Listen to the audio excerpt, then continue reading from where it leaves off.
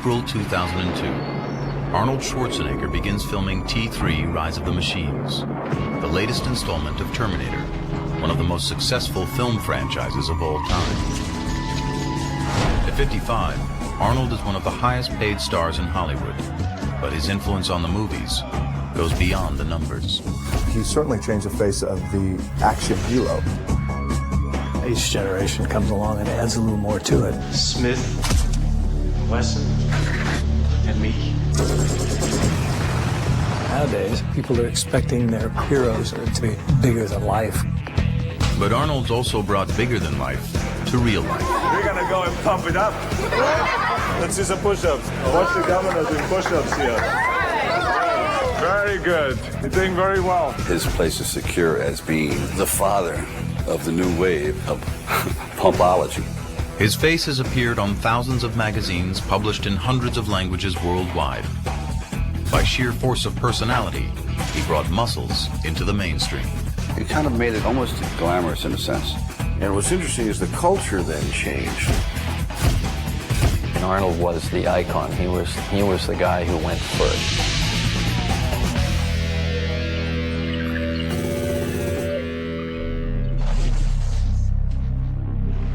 With the enormity of his fame and fortune, it's easy to forget that it all started with an independent documentary film released in 1977 called Pumping Iron. The film introduced the world to a character every bit as amazing as the Terminator or Conan would turn out to be. That character was Arnold Schwarzenegger himself. What we were doing is making a story out of bodybuilding, and we had the priceless opportunity of being able to craft a subculture and to really define what it was. Before Pumping Iron, bodybuilding had a big image problem. It wasn't taken seriously. Bodybuilding was on the back of comic books. And there hasn't been such a flexing of biceps since Popeye downed his last can of spinach. It had kind of a stigma attached to it that it was guys who were insecure or people that were trying to overcome inferiority complexes in dark dungeons. In other words, freaks and fools. But in Pumping Iron, director George Butler was able to smash these old stereotypes and replace them with something new to bodybuilding: personalities. Of course, it didn't hurt that his star was Arnold Schwarzenegger. And I remember being a little kid and watching and going, well, that guy has a funny accent, but he sure is big. To see competition, to see these guys and how these guys play these mind games with each other was fascinating. I watch you. I watch you too. Oh, with the barbell above my head. I'm not nervous at all. You certainly got a vibe of Arnold's charm, his charisma. Can you imagine the feeling I have 6 times Mr. Olympia? Before that, I think that if you had a muscular body, it was that's all you were about, is the muscle, the muscle, the muscle. But after Pumping Iron, you could have character, you could have charisma, you could be funny. If boxing had Ali, bodybuilding was going to have Arnold. He was controversial. The pump. It's as satisfying to me as having sex with a woman and coming. He was charming. How about that, huh? Can you do that? And like Ali, he was a natural-born salesman, selling not only bodybuilding, but his own persona. Do you work out every day, every other day? I would say 6 days a week. 6 days a week? With weights, and I run 3 times a week, and then do other exercises that we shouldn't talk about here in front of the people. You slide dog. I do everything. But Pumping Iron did more than legitimize bodybuilding. It was at the leading edge of the fitness revolution. By the late 70s and early 80s, Americans, inspired at least in part by the muscularity they saw in Pumping Iron, were joining the bodybuilders at the gym. It became a social circuit for the first time. It became a great place to meet people at the gym. The last place in the world you would ever expect to meet your future missus is at the gym. Never happened, but it did. The guys are going, oh, yeah, I'll hang around here. This isn't bad. I'll get in shape just so I can hang out here. But as America was heading into the weight room, Arnold was heading out. Propelled by a wacky idea, He thought he could parlay his bodybuilding into Hollywood stardom. I like acting very much, so maybe I can have a new career there, who knows. It was a long shot. The bulging physique that had served him so well in competition had nothing to do with the traditional Hollywood handsome. This is something else that I want to, because I said, look, he's not going to be, you know, wearing briefs and flexing on the Tonight Show. And he said, I'm not asking him to do that. But the fact is that he is known for the fact that he's got the body that he's got. In the old days, the audience knew the hero was big and strong because the script said so. That's the man I'm after. I remember when I first started acting in the early 50s, not many actors worked out at all. You know, they did it in a certain way, the way they walked, the way they jumped on a horse, and all those kind of things. They sold how studly they were. During the 50s and 60s, you could get away with murder. You say, okay, Superman had the muscle sewn on.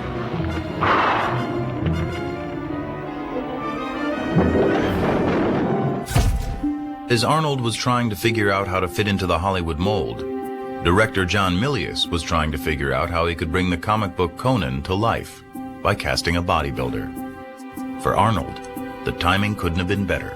If we didn't have Arnold, we'd have to build him. Suddenly, Arnold found himself the star of a big-budget Hollywood movie. But now, the muscles weren't enough. There were acting lessons, riding lessons, swordplay lessons, and diction lessons. 3,333 1/3. The fine wine grows on a vine. Sure, he would have doubts about whether he could do things, but he always would have the doubt of somebody climbing a mountain that's halfway up. How are we going to get there? Now, we're going to get there by climbing up. Conan the Barbarian was a smash hit and put Hollywood on notice. Though you didn't have to be built like a bodybuilding champion, it was definitely time to get in shape.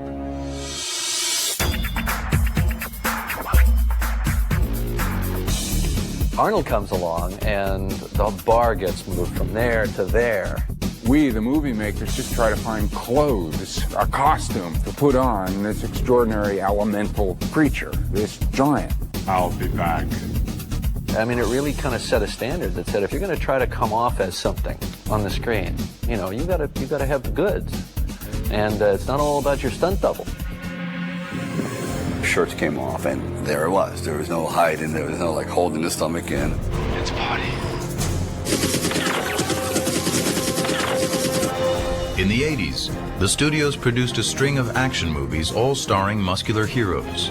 Audiences, weary of the sensitive 70s, ate them up. We were like the new action heroes of that era. All of us had one thing in common. We showed the physical development.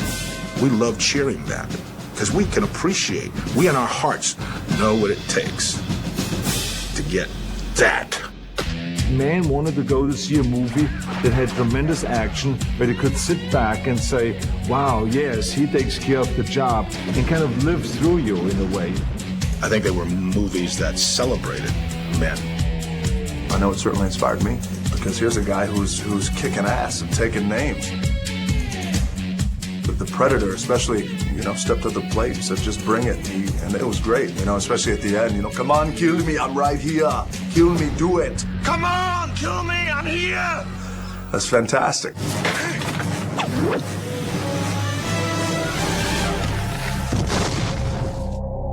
Now being strong and muscular was not only okay, it was celebrated. A new generation raised on action movies hit the weights in order to avoid being called girly men. Where's the Bob?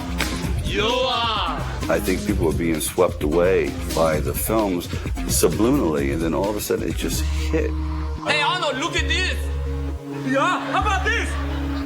Oh, you guys make me sick. This is what you have to do, like this. Suddenly it seemed everybody was in shape.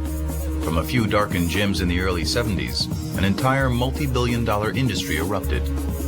Normal, everyday people were signing up in droves to tighten, tone, shape, and sculpt at fitness palaces filled with gleaming chrome muscle-making machines. bodybuilding and physicality became kind of like a hip thing. It's okay to be proud of your body. And even people who didn't necessarily want to be as big as Arnold Schwarzenegger, who didn't have any aspirations of becoming Mr. Olympia, but just had aspirations after seeing him about getting in the gym and saying, you know what, I just want to get in shape. And it's not only men pumping up. In movies, muscular female stars are now in on the action. In the fashion world, magazine ads sell pecs and abs as much as they do underwear. Rock icons have gone rock hard, hiring trainers to turn them lean and mean. In sports, athletes who have been told for decades to avoid getting muscle-bound have learned better, because big means strong, and strong is good. So boxers are now trained by bodybuilders, as are athletes in tennis, basketball, even golf. Professional Olympic teams hire strength coaches to build brawn. But it's not only athletes. Remember when the elderly thought lifting anything heavy would cause a heart attack? No more. Study after study shows that strength training can improve cardiovascular fitness, strengthen bones, increase flexibility and balance, even fight diabetes, arthritis, and depression. Millions of people are involved in exercise programs that involve strength training, aerobic exercise, high-protein diets are the craze. Arnold was doing that back in the 70s and the 60s. Bodybuilding, once a subculture of maniacs, is now so much a part of our culture, it's hard to even remember when we thought lifting weights was weird. He made it very, socially acceptable. And, pumping iron certainly was the pivotal moment in the history of that. I had no idea that it would catch on the way it did. So that was a total surprise. I wish I could say, I knew all along, but that's not really what really happened. I still look back today when I talk about it like right now and reflect. I say to myself, how did it happen? I mean, how could that become a reality? Coming up next, the film that launched the movie career of Arnold Schwarzenegger and helped jumpstart the fitness revolution. Pumping Iron. And stay tuned after the movie for an exclusive behind-the-scenes look at the making of Pumping Iron, including never-before-seen outtakes from the film and current interviews with the cast and crew. At the time when I first saw it, I was like mortified, saying, oh my God. He is absolutely acute at being able to figure out an individual's absolute weakness and then put a sword through it. Maybe I went a little overboard. And now the documentary that started it all, remixed and remastered, Pumping Iron.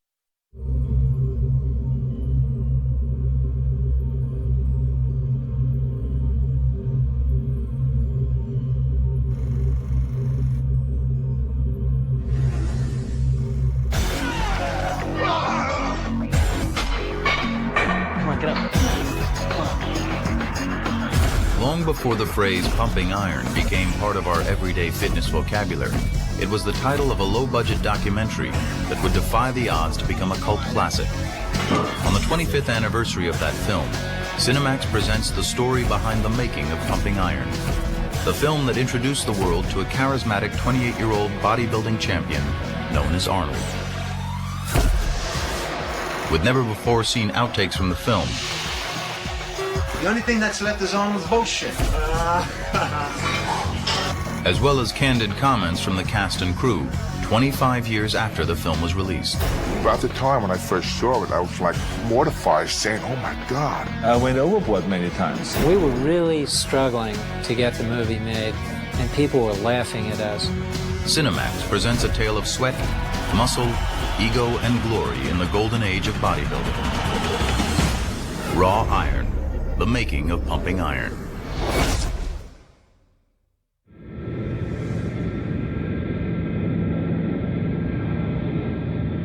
February, Columbus, Ohio. Arnold Schwarzenegger is in town for the Arnold Classic, the annual bodybuilding competition he's produced since 1976. Along with Mr. Olympia, it's the premier contest in the sport.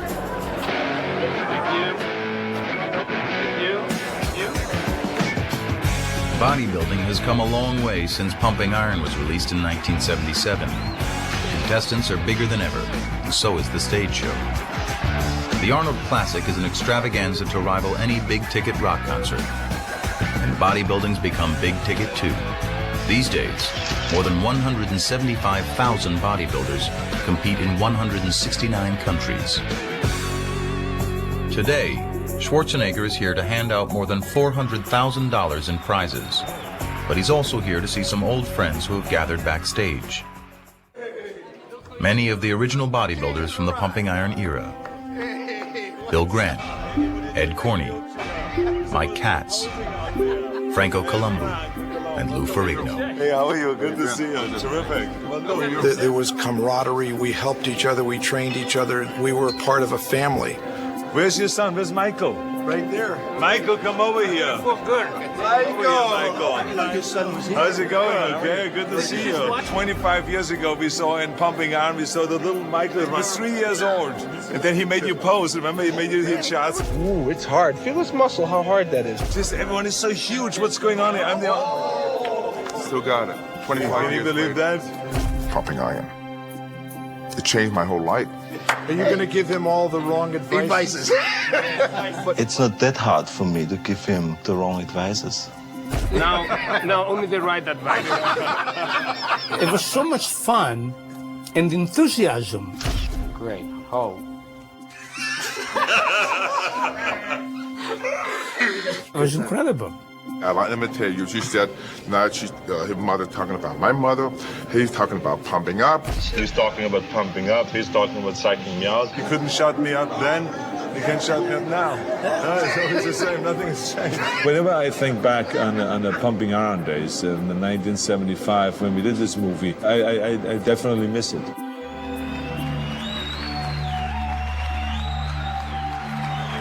Back before Pumping Iron, he was known as the Austrian Oak, but he was unknown outside the marginal and misunderstood sport called competitive bodybuilding. It was a tiny little world, and 300 people would come to the contest that night. They would go crazy over Arnold Schwarzenegger, so he was king of 300 people. It's just that Arnold hadn't burst out of that world yet. Photographer George Butler and writer Charles Gaines were fascinated with the bodybuilding subculture and collaborated on a book they called Pumping Iron, which featured the young Austrian bodybuilder. Butler wanted to turn it into a film, but Arnold wanted to retire. Since moving to America in 1968, he'd won the sport's top prize, Mr. Olympia, an unprecedented 5 times, and he'd had enough. George Butler came to me and says, I have a great idea. We should do a movie, but it only will work if you're in it. And if you retire now, you can't be in it, so that doesn't work. Butler knew the weird and wacky world of bodybuilding had all the makings of a fascinating movie, but how to get investors aboard, it would be a tough sell.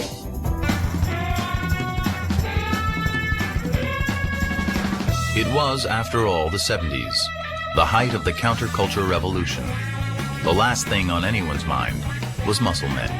It gave me a very formidable obstacle to overcome, which is to say, how do I make Arnold Schwarzenegger fashionable in the era in which the most celebrated model in the world was Twiggy? In the back of my mind, I knew that throughout history there had always been at least one worldwide bodybuilder Sandow at the turn of the century was one of the highest paid entertainers in the world. Charles Atlas in the 20s and 30s. Steve Reeves in the 50s made a fortune in the movies. After convincing Arnold to compete for one more Mr. Olympia title, first-time director Butler jumped headfirst into filmmaking. Okay, you got the 8? 8. Head slate. Just talk to these two guys here. The concept was simple. Shoot the intense training leading up to the Mr. Olympia, then shoot the competition itself. Just let the story unfold in front of the camera. He started by shooting a test film for investors. In this never-before-seen footage, the first frames ever shot for Pumping Iron, Arnold pumps up backstage for a posing exhibition.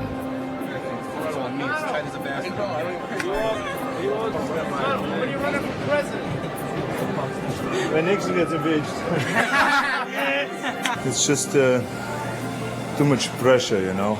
I mean, I'm competing now for 10 years, and after 10 years I feel like it's enough, you know.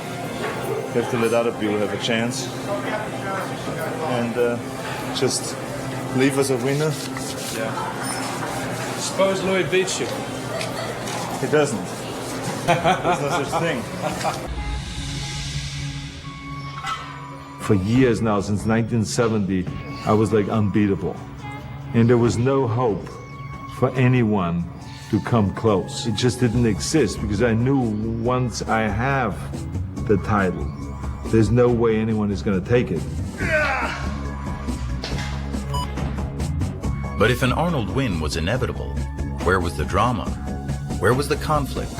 Every movie hero has to show his stuff by pushing up against an obstacle. Butler had to find it. I wanted to find a great antagonist for Arnold, and there was Louis Ferrigno in Brooklyn, New York, 6'8", 270, dark and foreboding. Muscle magazine publisher Joe Weider had already had his eye on Ferrigno. For Weider, the old story Arnold wins again was growing stale. But a Mr. Olympia showdown between Lou and Arnold, this was perfect. And exactly the kind of rivalry that sells magazines.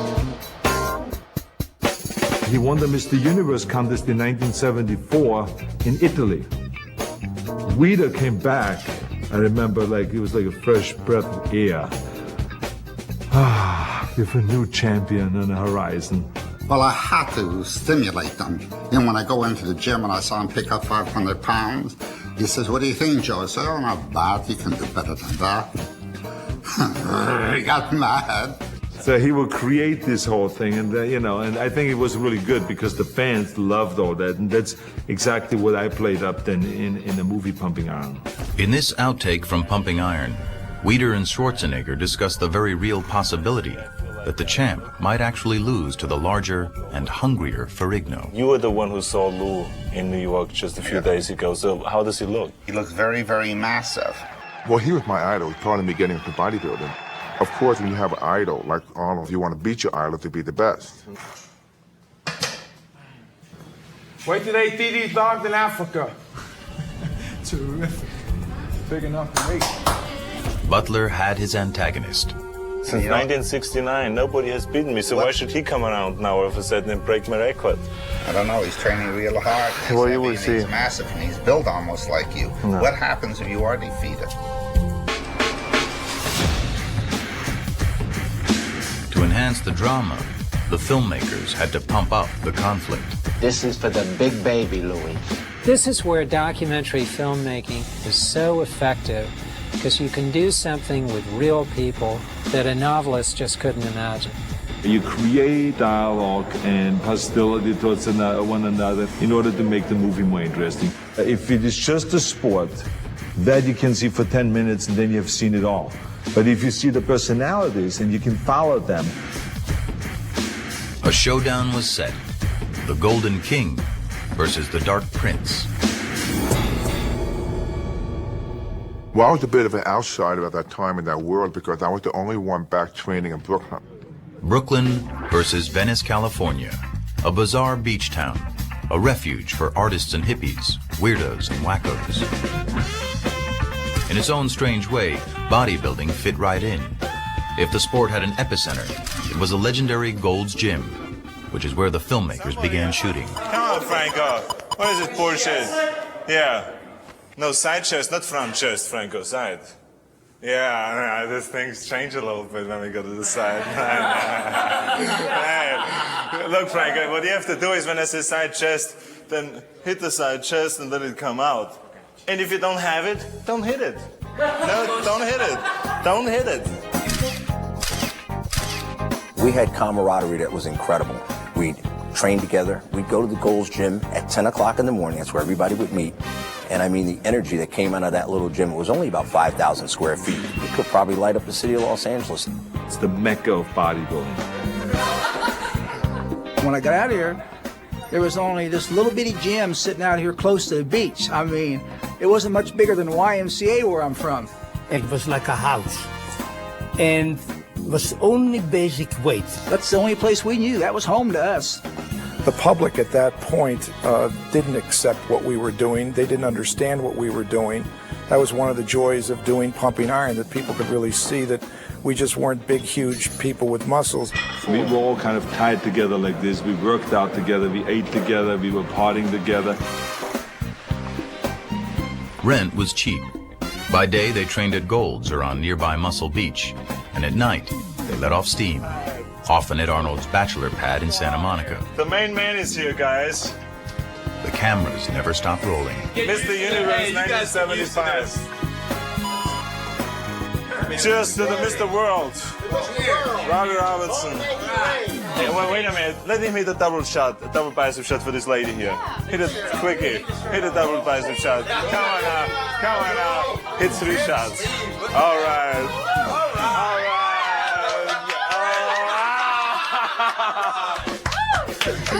Okay, where's the champagne? Okay, the era from like 1970 to 1980 was probably the most fun I ever had in my life. So we had this unformed subject, and everyone was very eager to make something out of it. These fellows that did the film, Butler and Gaines, they had become part of our family. We trusted them. Day after day, shooting scene after scene, Butler and co-director Robert Fiore were looking for their movie, material that would make the cut. They found that even watching this huge crowd order their huge lunch turned into an event. We went to a restaurant where all the ordinary people were sitting, which we called the ordinary folks. And we were sitting there on the table and people were just looking over kind of like, who are these guys? Oh my God. Big steak. Scrambled eggs. 6 eggs over each. The big steak, and I want a tuna omelet. And a tuna omelet? Yeah.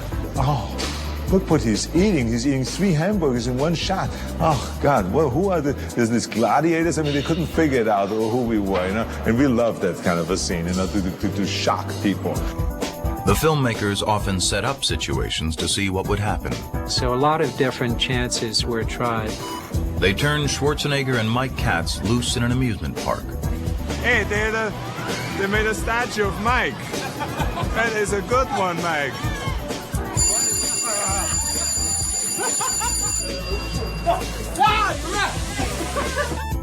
They filmed Arnold with his acupuncturist.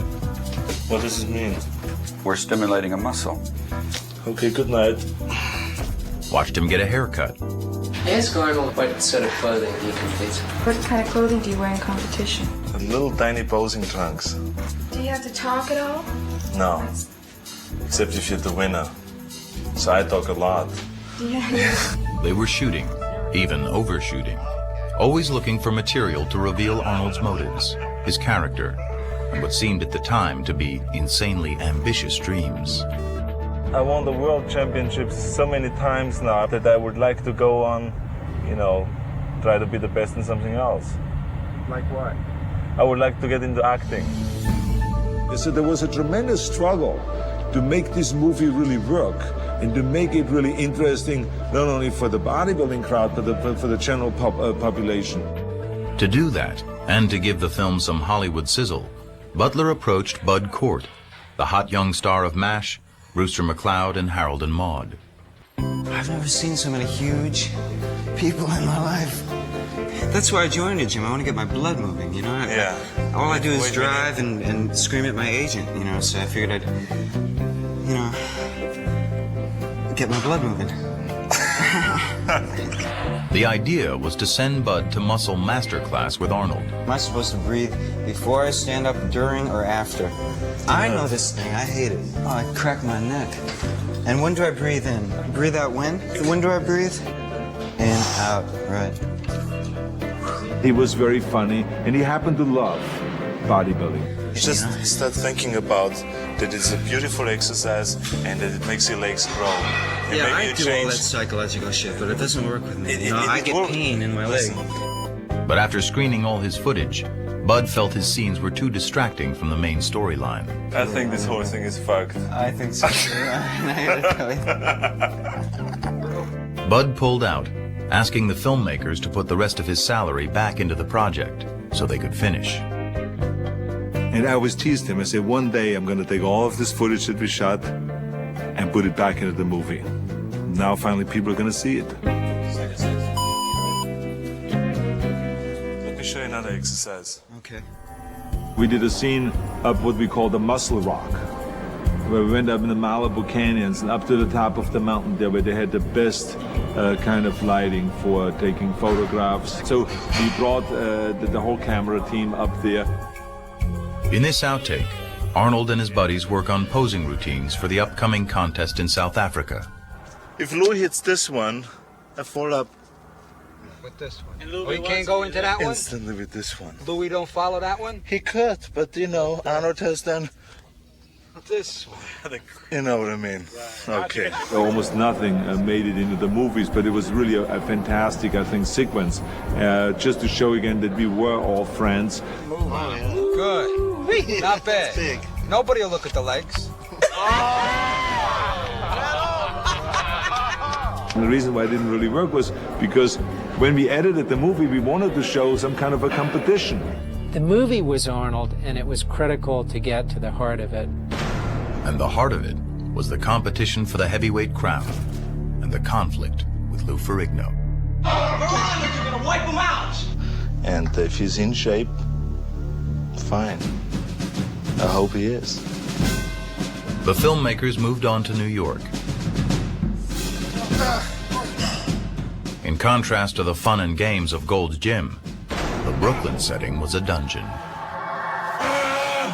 We filmed Louis in a dark sort of underground gym in Brooklyn, and then we'd immediately cut to Arnold Schwarzenegger. There were skylights overhead. Venice Beach was right outside the gym, the palm trees swinging to and fro. And in contrast to the sunny optimism of Arnold and his friends, Lou was as serious as a heart attack. Come on! Here I am in New York wearing sweat clothes. I got everybody around me in the gym that 1/3 of my size, people not looking like bodybuilders. You could see this one scene I'm walking in and one guy doing a dumbbell curl. Yeah, we got 10 right here. And it's hard to stay motivated. So the only way I can motivate myself is just keep screaming Arnold's name in the gym and just keep pumping that heavy iron. I was saying Arnold, Arnold. I really wanted to beat Arnold Schwarzenegger. Hey! That's it. In Ferrigno, Butler found not just an antagonist, but a character rich with vulnerabilities. Partially deaf and overshadowed by a domineering father, Lou had everything to lose. What Butler invented was Matty Ferrigno's actual involvement in his son's bodybuilding career. Push it, man! Come on, come on! See, my father never really was really involved in bodybuilding. And they asked him to be in the film. They thought it would be good to have father and son. In the movie, Matty Ferrigno is a stage father to the best of intentions. And Matty had a very clear idea of what Louis should be doing. It would just unroll in front of my eyes. When you step out there, boy, remember all those grueling nights and mornings in the gym. And this is it. This is the reward, and we want it. He kept putting in my head, this is your last chance. There's one scene you see me curling dumbbells. 100-pound dumbbell.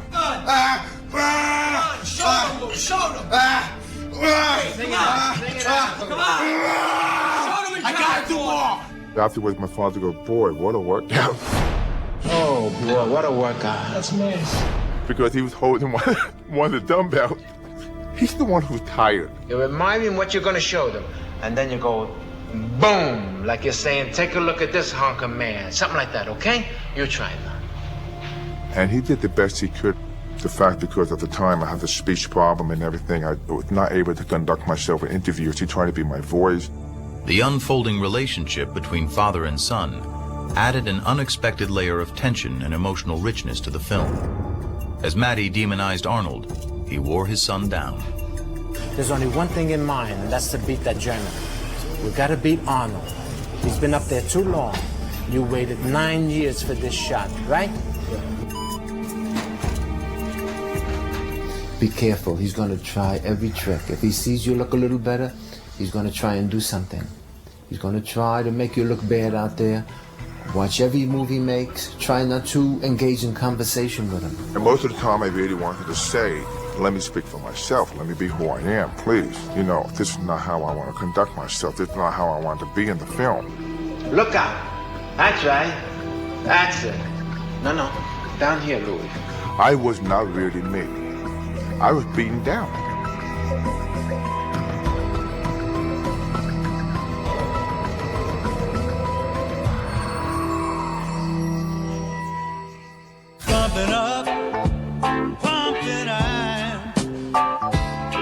As Butler filmed and shaped his material, blending fact with fiction, the characters emerged as types, heightened versions of themselves. The self-invented, charismatic winner and the self-conscious, desperate underdog. Butler also honed his secondary characters, the bully, the family man, the master poser. Arnold's friend Franco Columbu was not so easily defined. So in 1975, the crew traveled to his tiny homeland in Sardinia to see what might happen. Not much did, except one of the more memorable moments of the film. My town is 2,000 people when they're all in town. And of sudden, the crew comes there to film my parents and little things I did in the town. And there's nothing to do in the town. I could only walk and lift a car. And that's what I did. I could think, what could I do for the camera? Lift a car.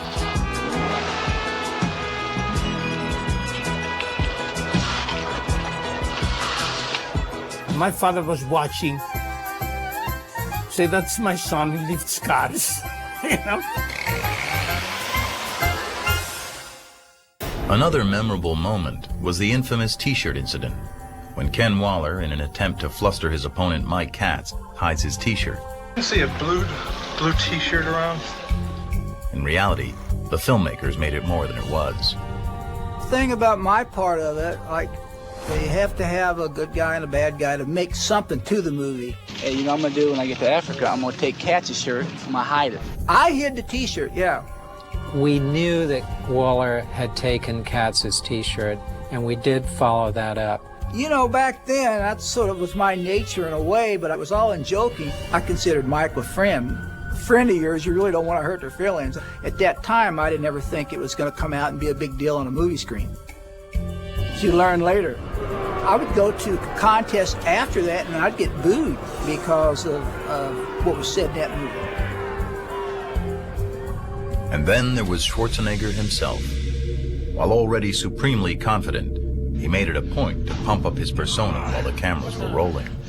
I played the kind of Germanic machine that comes over from over there, like a machine, nothing will stop him. I have to cut my emotions off and be kind of cold.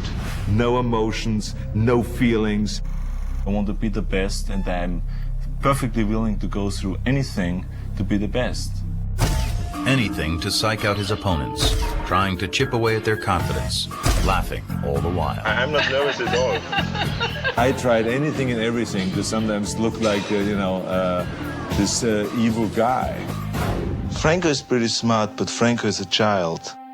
For me, it was like, I don't care. It was like, it doesn't matter what he says. When I'm on stage, I'm going to show that I'm the best. And I'm still convinced I was at least as good as Arnold on the stage that night of the Olympia, or maybe a little bit better. It doesn't matter if he wins or I win. To be honest with you, he was cocky. To be perfect, it's one of the hardest things to be, you know? He had a right to be. Of course you were competitive. Of course, when it came down to the pose-off, and when it came down to who brings the best body in on the day of the competition, yeah, I was the most competitive. But now, since I'm wiser and older, I've thought about many times if, like, you know, maybe I went a little overboard. But, you know, that's the way I did it then. That was my thinking process then, and, you know, you can't go back and change it. But sometimes I regret it. In an attempt to soften the edges around Arnold Schwarzenegger, Charles Gaines, the author of the Pumping Iron book, came around to draw Arnold out, get him to warm up emotionally, reveal vulnerability. It didn't work, and it never made the cut. Scared? Do you ever get scared? Sure, I get scared. Of what? What scares you? The unknown. He felt like he couldn't get through to me because here I was this kind of one-dimensional guy that was just like made of steel.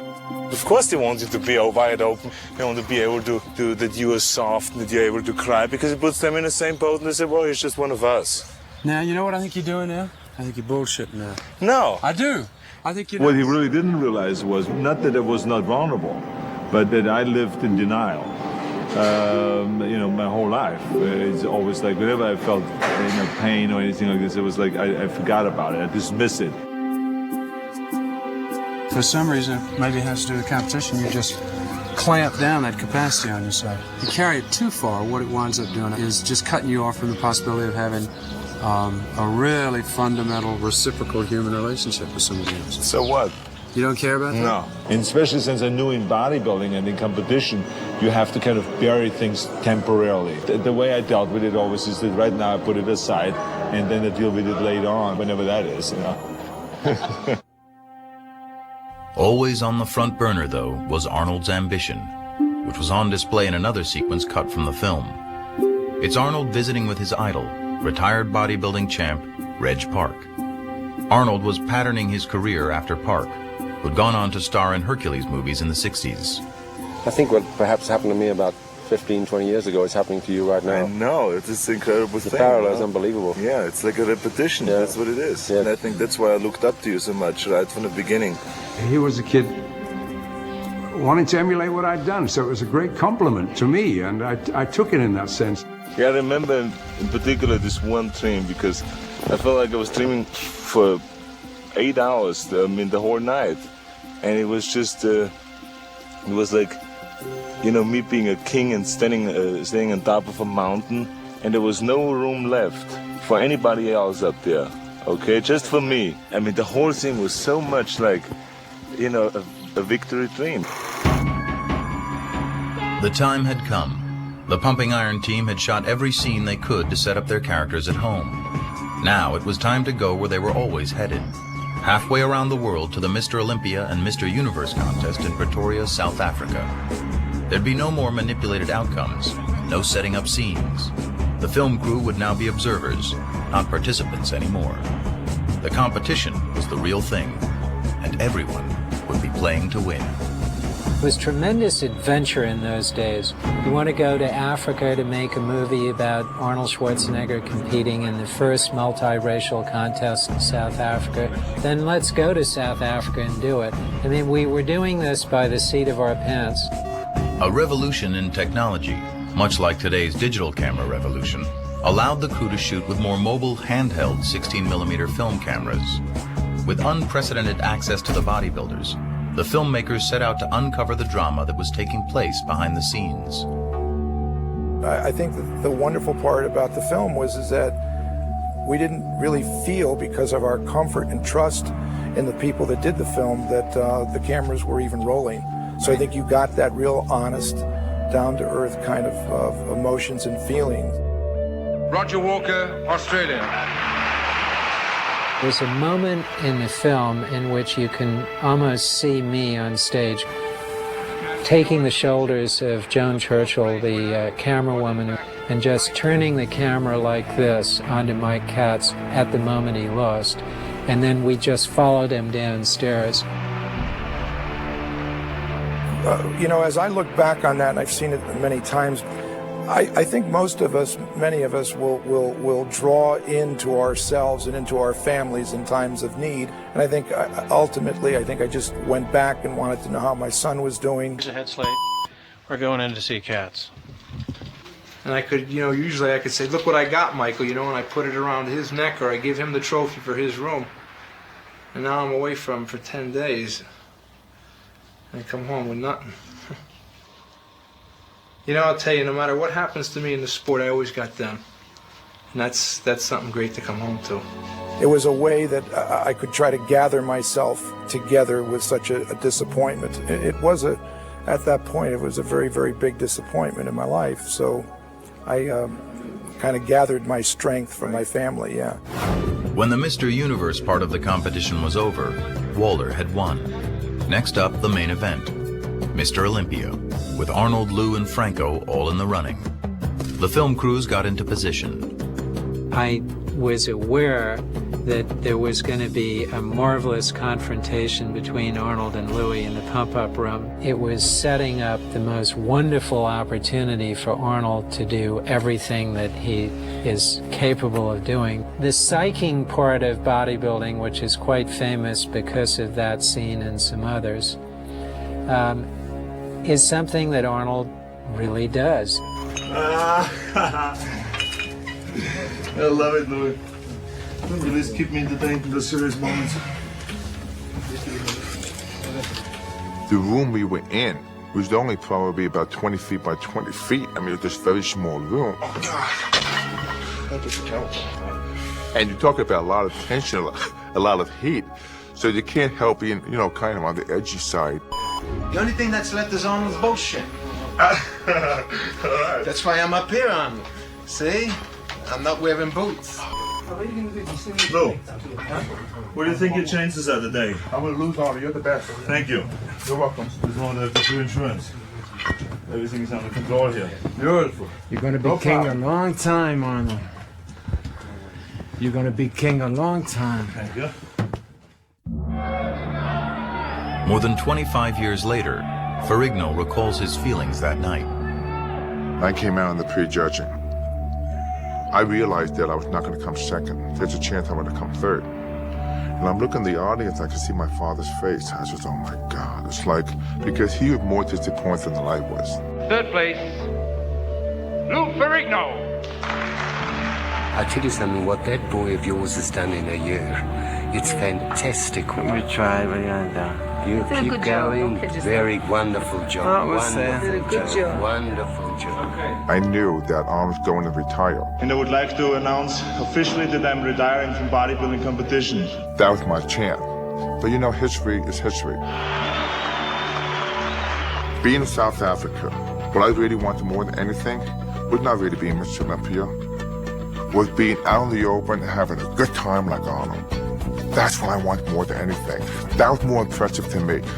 Who wants to be in South Africa, come second, come third, to be tense? He was down there having fun, schmoozing with people, shaking hands. That's what I'm doing now because it's taken me many years to see that. But that was my vision. When I saw that, that's the direction I wanted to go. For me to change that, I had to work on myself. The film was in the can. But now there was more than 100 hours of it to be cut down and crafted into a movie. Unfortunately, Butler was broke, having maxed out on his credit cards. After I got back from Africa, I got a call every single day of the week from American Express because I'd succeeded in running up a $35,000 bill, and I had become their most important client. I was rather impressed with myself. Out of desperation in 1976, they concocted an outlandish scheme. They put on a bodybuilding show at the prestigious Whitney Museum of American Art in New York City to try and attract potential backers. We invited Candy Bergen to photograph Arnold. The Whitney thought we might get 300 people, and someone said, there's a pretty big crowd outside. I know, isn't it? You seen this crowd out there? No, I haven't looked out there. It's big. And I went down and looked, and there were 5,000 people outside trying to get in. Nobody's gonna go in until we get a line here. Inside the museum, Arnold, Frank Zane, and Ed Corney were rotated on a turntable in front of the New York City art crowd. It was very sort of a high-concept idea. It was a risky scheme, and it was a long, long way from Venice Beach. Moderated by New York Times critic Vicki Goldberg, The event brought together some of the most prominent art historians in the world to watch bodybuilding. We're talking about a subject which is fascinating and quite present before our eyes a lot of the time. That is to say, the representation of the muscular body in art. The next bodybuilder who's coming out doesn't need an introduction to a lot of you, but he does to a lot more of you. As I said before, he's the greatest bodybuilder in the history of the sport, Arnold Schwarzenegger. And then we had this discussions about, what is bodybuilding and compared to what art was, and how did Leonardo da Vinci and Rodin and all those guys come up with those muscles when they painted and sculpted muscular bodies. The Whitney couldn't control the event because there were too many people there, so that instead of taking the money and putting it in a cash register, they had to throw the money into a pile on the floor. Hey, move down, 2 lines, okay? There was a 6-foot-high pile of $5 bills, and at the end of the day, the movie was financed, and the rest is history. The Whitney Museum event proved to investors that the general public just might be interested in bodybuilding. Now, it was time to present pumping iron to the world. On January 18th, 1977, Pumping Iron premiered at New York's Plaza Theater. Arnold and his friends were now the toast of New York City. Audiences loved the film and critics gave it rave reviews. But for the bodybuilders, it was a surreal experience seeing their private world revealed on the big screen. It was comical to us to see some of the things that come out in that movie. I was a bad guy, and back then I thought that was all right. When I saw it for the first time, it made me very angry because I suddenly saw how it was portrayed. Calm him down. Help him. I was afraid people wouldn't like me. I was afraid people were going to look down on me because the fact that here's a kid from Brooklyn, he's deaf, he can't speak, he looks dumb in the film. What I'm trying to say to you is at the time, I felt like a freak. But it wasn't like that. I didn't realize that within time, everyone embraced me. People come up and say, God, I love you in Pumping Iron, I love you in Arnold. All right. Nothing to say, I just want to eat my cake. It was so incredible to see the film on the big screen. And at the end of the film, when we were sitting in the bus going back and Arnold was joking with Lou, it was almost like breathing out, saying, now we can relax. In a way, it was naive. It was a wonderful opportunity to just hang out together, train together, and be really part of a family that continues to be close and friendly to this day. We all stuck together and had fun doing it. There was a certain kind of a unity there and a certain kind of a camaraderie that was unlike anything else. And that's why when you look at it today, there's nothing else like Pumping Iron. Here we are 25 years later celebrating it, so we must have done something right.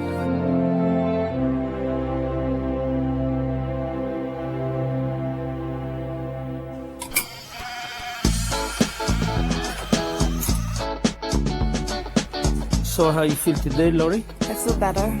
Today, Dr. Franco Colombo is a practicing chiropractor in Los Angeles. Narrowing of cervical 6, 7, and 8. He also produces and stars in low-budget films that he shoots in Sardinia. To this day, he and Arnold are best friends. Mike Katz is a judge for the International Federation of Bodybuilding and owns several world gyms in Connecticut where he trains up-and-coming bodybuilders. His son, Mike Jr., and his wife recently had a baby. Mike Katz is a grandfather. Ken Waller lives in Los Angeles. He has seen Gold's, the tiny seaside gym he once managed, evolve into a worldwide enterprise. What you doing, big guy? You show up. His focus now is on raising his son. Let's go talk about winning that medal, huh? As a sales manager at Extreme Activewear, the company that prints Gold's merchandise, he now has all the t-shirts he can get his hands on. Joe Weider and his brother Ben continued promoting bodybuilding through their publishing empire and through the IFBB. What was once a subculture is now a multi-million-dollar business. Ed Corney works in the fitness industry. He's had some health problems recently, but promises that even from a wheelchair, he can still outpose anyone from the old days. George Butler went on to direct Pumping Iron 2 for women. He recently directed 2 documentaries on the life of Antarctic explorer Ernest Shackleton. The films have earned rave reviews. Lou Ferrigno went on to a career in film and television, most notably starring as the Incredible Hulk. He's also a trainer to Hollywood stars and one of the most famous names in the health and fitness industry. No way to eat my cake. Remember that line? Matty Ferrigno retired to Florida and says he's very proud of his son. As for Arnold Schwarzenegger, he went on to make a few bucks in the movie business.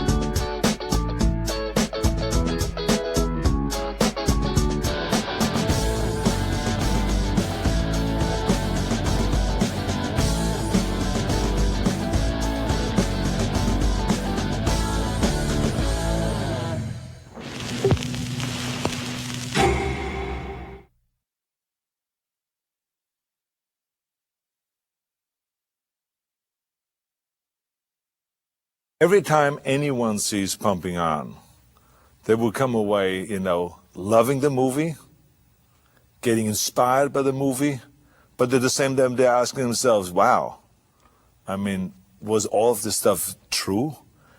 Did Arnold really psych out Lou Ferrigno? Did he really not go home to his father's funeral because it was just shortly before a competition? And was he really that cold that he said, well, forget that, he's dead already. I'm not going to bother with that. I'm going to just focus in on my competition. Is that true? I saw him hanging there afterwards, a celebration party after the Mr. Olympia, smoking a joint. Did he really smoke a joint? And did he, in fact, inhale? Is that true? Was it true that they stole Mike Katz's T-shirt? Was really the psyching out that he was doing on Lou Ferrigno, was that true? So they're walking out with a lot of questions. And so when I go around the country and promote the movie, for instance, even the 25th anniversary, when the film started playing on HBO, on Cinemax, a lot of journalists called me and says, oh, I just saw this for the first time, and asked me about all those questions. So I think it's important to clarify that there's certain things in this movie that were true, like the competition, the outcome of the competition, the training, the severity of the training, the severity of the pain, the sacrifices that needed to be made, the amount of hours we spent in the gym, the food supplements we had to take, the food that we had to eat all the time, the pounds of meat and all those kind of things. All of that is true. But there were certain things that are not true.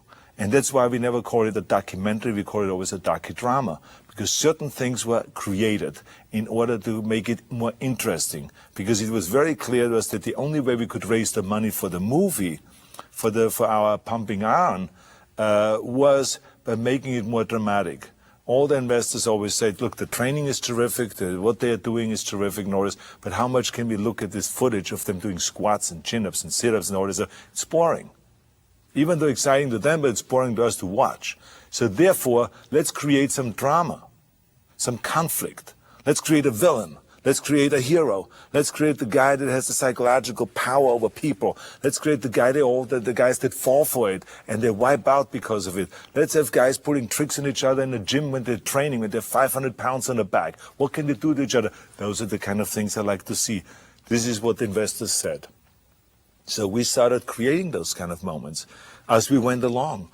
And we had 100 hours of footage that we created during the whole shooting of Pumping Iron, and then edited down to around 85 or 90 minutes.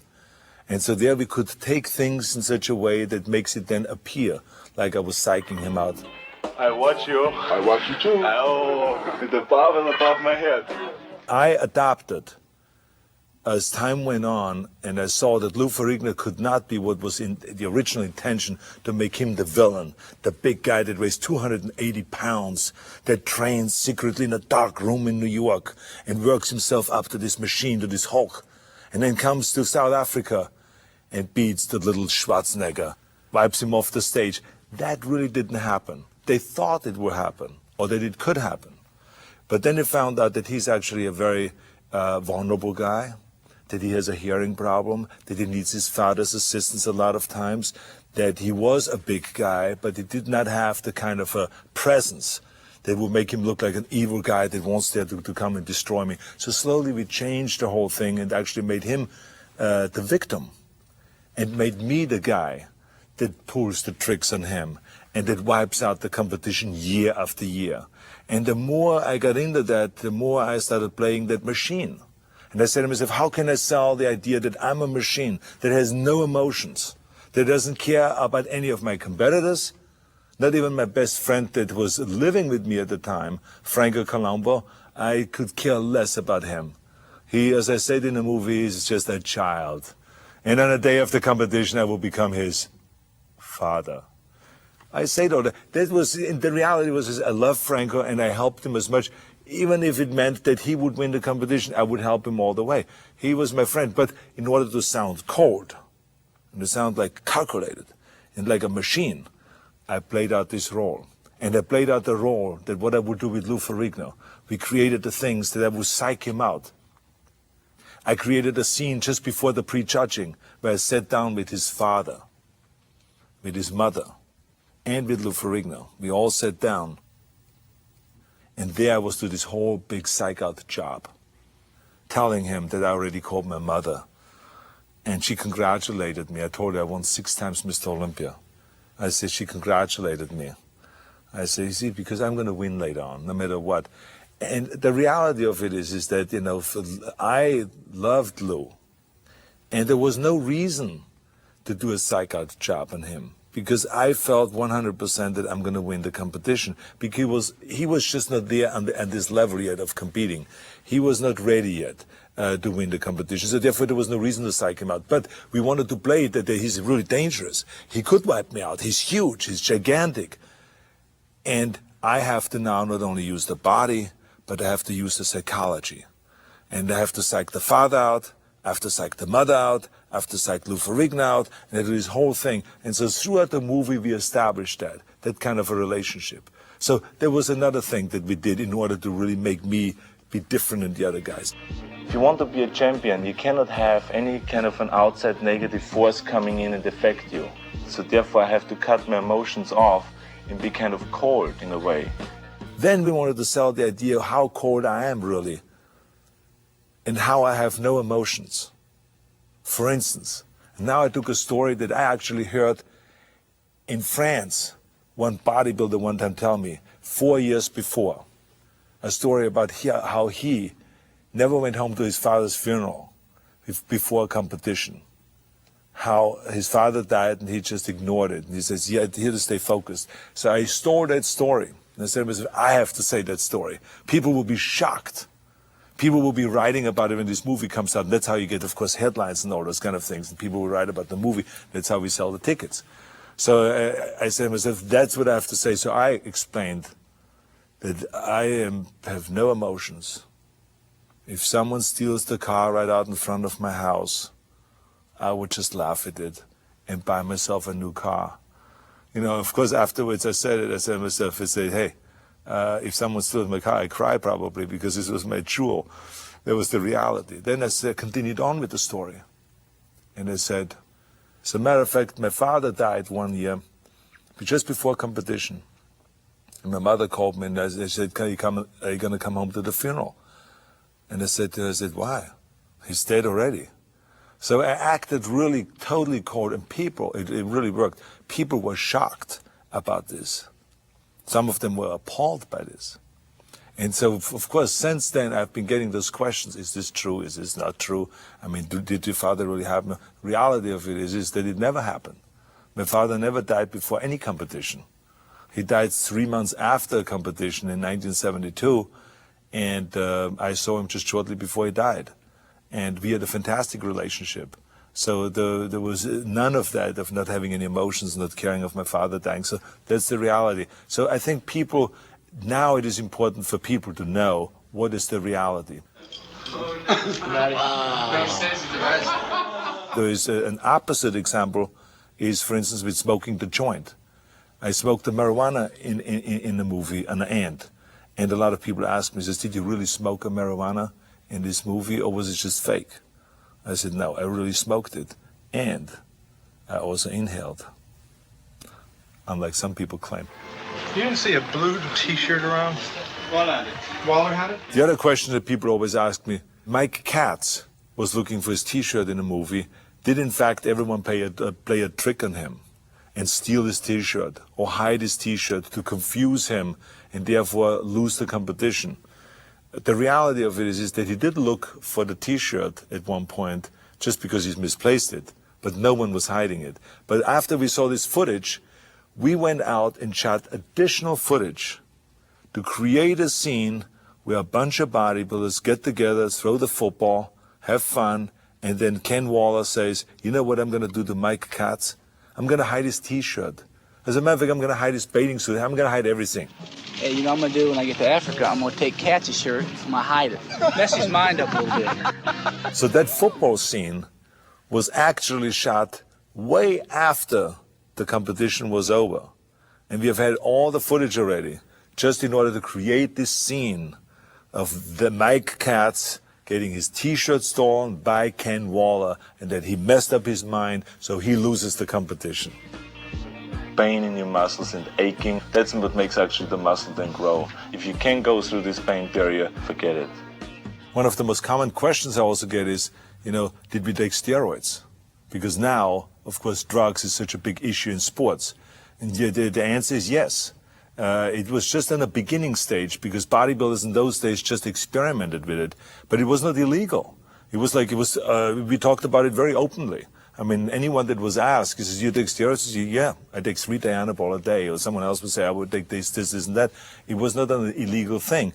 Now, after it became a big problem, then our federation said, okay, bodybuilders ought not to take steroids, and there will be testing done, surprise testing done. You could be called at any given time. And within 2 days, you have to do a test, so you can't get rid of the whole thing out of your system or anything like that. So that's what's going on right now. The bodybuilders are tested continuously. It's as satisfying to me as having sex with a woman and coming. People still ask me, for instance, is it true? And they're still trying to find out. Is it in fact true that a pump is better than coming? Because that's what I said in the movie. And the reality, of course, is no, it has nothing to do with one and the other. It feels great to be a champion. It feels great to train. It feels great to pump up and all those things. But how can you compare one with the other? It's 2 different things. You better get both, the pump and the coming. But I mean, the reality is I made up a lot of this stuff because I felt like that's the way you get attention.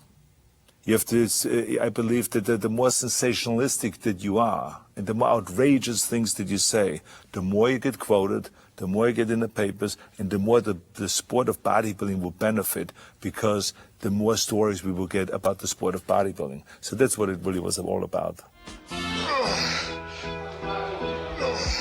We couldn't have made this movie about Arnold Schwarzenegger, about my life or something like that, about my bodybuilding or my drive to win or all this stuff. That would have been boring and it wouldn't have done well.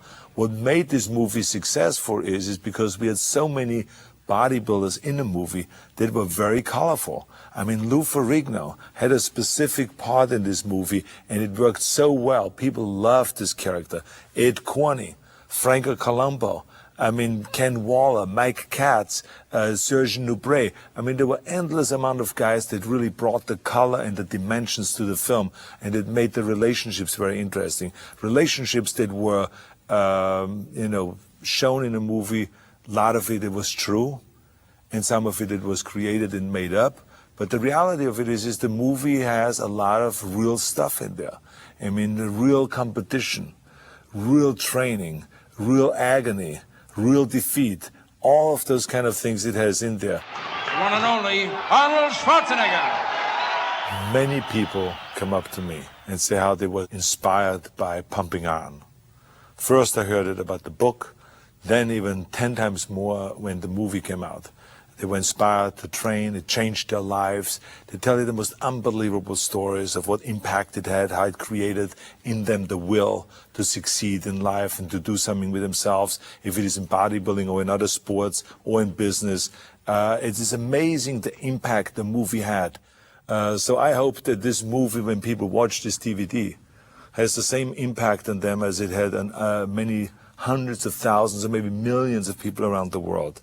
Which is they walk away and get inspired and jump into the weight room and lift the weights to find out if it's really true what I said. Is a pump better than coming? It's not, trust me.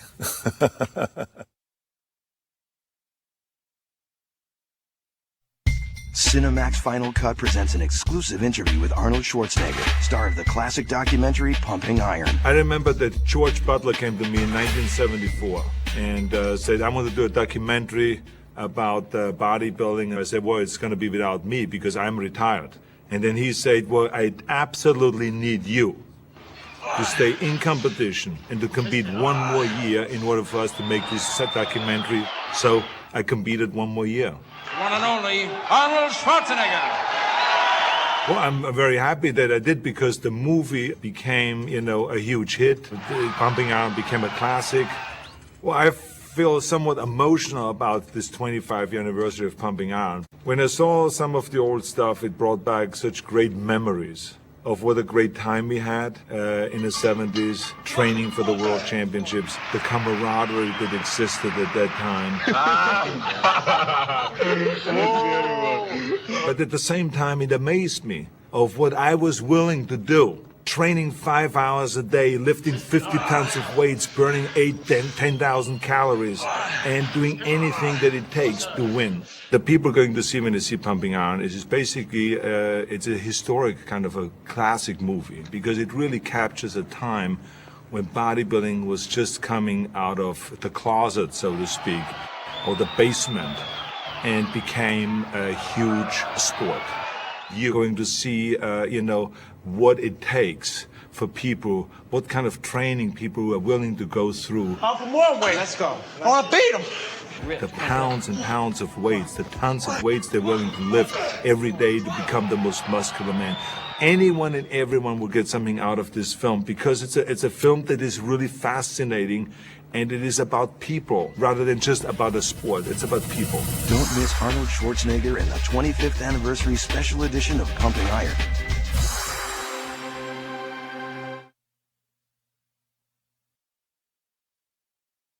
Pumping Iron is back and celebrating its 25th anniversary.